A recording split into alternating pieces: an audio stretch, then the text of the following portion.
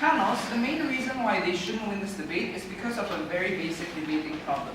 Their substantive case, up to their last substantive speaker, is an explanation of the problem and why it's so urgent, without an explanation on why an EU military will necessarily be effective in diminishing that problem. So if we can successfully tell you why an EU military will not be effective in tackling domestic terrorism, and that it has the possibility of risk of fracturing the EU, we win this debate. There's no burden for us to provide a comparative in solving such things.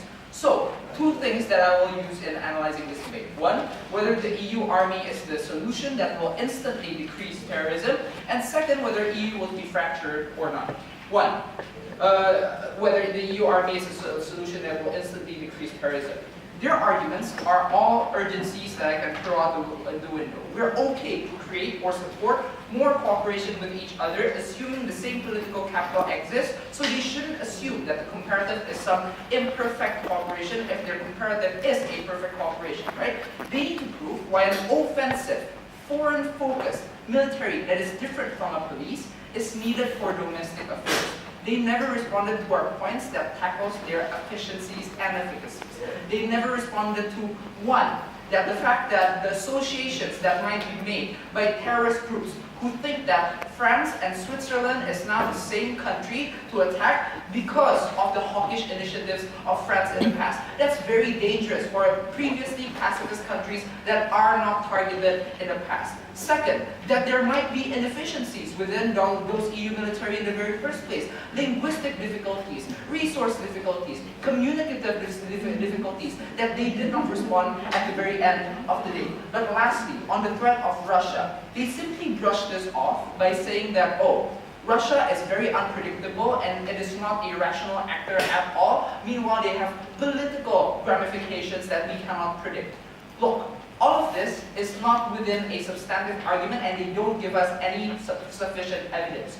We told you that the attack on Crimea and the invasion of Ukraine was because of the reason that Ukraine was going to be a part of the EU.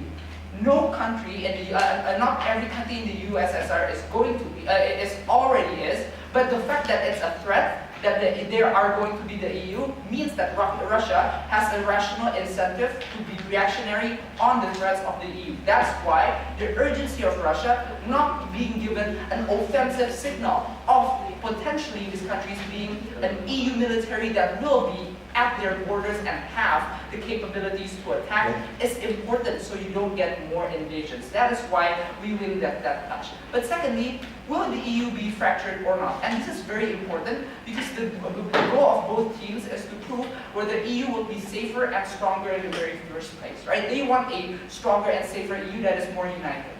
If I can prove to you otherwise, we win this debate too.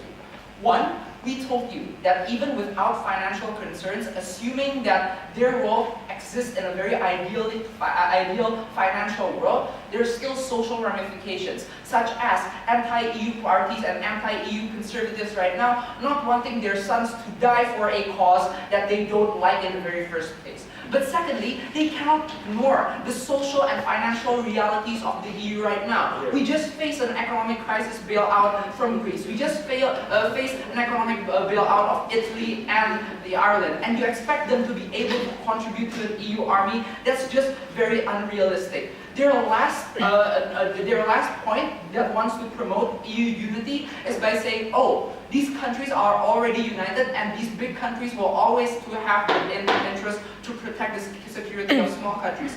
Yes, but only if it threatens Germany, only if it threatens Sweden. We prove to you that countries like Italy have negative and asymmetric incentives, interests than Germany when they want to save more refugees, to make sure that they have better trade relations with Northern Africa, for example. That won't happen under their side, and their sovereignty is hurt. We're very proud to oppose.